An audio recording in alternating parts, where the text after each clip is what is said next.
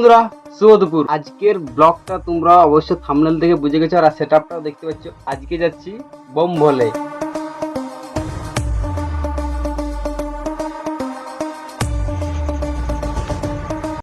হর হর মহাদেব। তো গাইজ, এটা হচ্ছে আমাদের পুরোপুরি ফুল টিম। তো সবাই অলরেডি জন নিয়ে হাঁটতে শুরু করে দিয়েছে। বছরের শ্রাবণ মাসটি হলো হিন্দুদের কাছে বিশেষ ধর্মের মাস। মাসটির প্রতিটি সোমবারে হিন্দুদের কোনায় কোনায় হাজার হাজার পুণ্যার্থীর সঙ্গম। তাই আমরা সকলে মিলে চলে গেছিলাম বাবার মাথায় জল ঢালতে সুসুনা টু এক্টেশ্বর। এটা হচ্ছে দ্বিতীয় প্রশ্রবণ।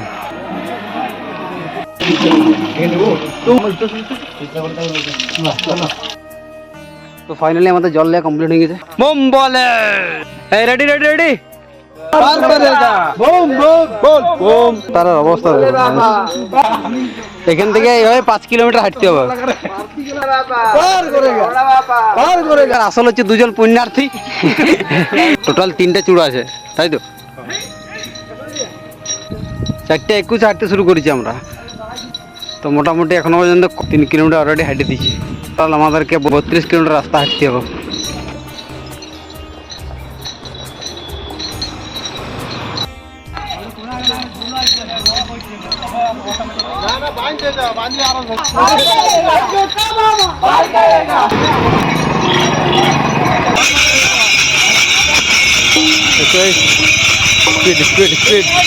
সবাই এখন ফুল স্পিডে হাঁটছে। কত ডুব দিলাম দাদা? দুবার দিয়ে আসছে অলরেডি। তো এখন বাজছে 6:30। তো 7 থেকে 8 কিলোমিটার রাস্তা আমরা হাঁটে দিয়েছি অলরেডি। তো এর মধ্যে টোটাল আমরা দুবার চান করেছি, মানে দুবার ডুব দেওয়া হয়েছে। একবার ওইখানে জল দেওয়ার সময়, আর আরেকবার এইরকম টাইমে।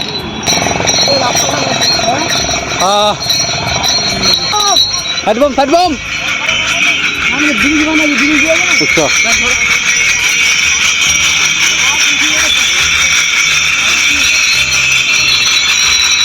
এনার্জি দেখো, এনার্জি দেখো, এনার্জি দেখো।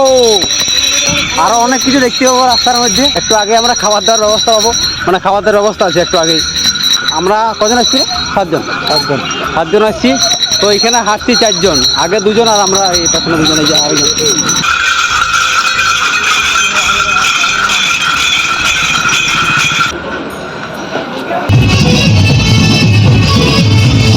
বাবা বল বোম বল বোম। 20 কিলোমিটার রাস্তা হাঁটার পর আমরা মাত্র 20 মিনিটের মতো রেস্ট নিয়েছিলাম। অলরেডি আমাদের 30 কিলোমিটার হাঁটা কমপ্লিট। তাই দেখো 30। তো এখান থেকে আর আছে মাত্র 8 কিলোমিটার। অবস্থা দেখো, এখন মোটামুটি রাত বাজছে 12টা।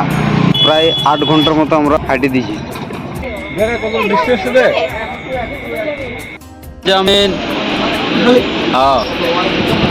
তো এখানে অনেক রকমের আইটেম ছিল। একটু আগে হইলে হয়তো এগুলো পাইতাম সবাই। আগে আইটেম কোন চাঁদ। পায়ের অবস্থা দেখো। আর মাত্র 5 কিলোমিটার বাকি। 5 কিলোমিটার লয় 4.5 কিলোমিটার পারে সেম অবস্থা।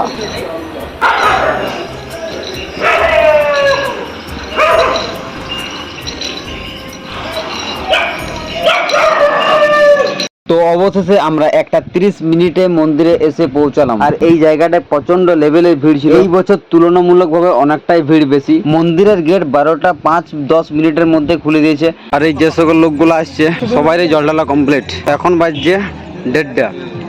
তো এর মধ্যে জল ঢালা কমপ্লিট করে দিয়েছে। তো আমাদেরকে আবার স্নান করতে হয়েছিল। আর এইখান থেকে জল ঢালার লাইন শুরু। প্রায় 1 কিলোমিটারের মতো লাইন দিতে হয়েছিল জল ঢালার জন্য। লাইন বিশাল লাইন।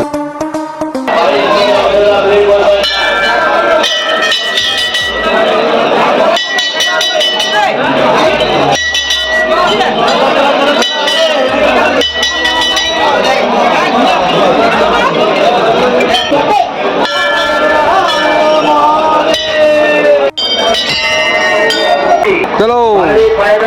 তো বন্ধুরা, তোমাদের ভিডিওটা কেমন লেগেছে অবশ্যই কমেন্ট করে জানাবে। আর আমার অবস্থা একদম খারাপ। সারাদিন এই দেখতে হচ্ছে বিছানায় পড়ে আছি, এখনো স্নান টান কিছু করতে পারিনি। তো টাটা।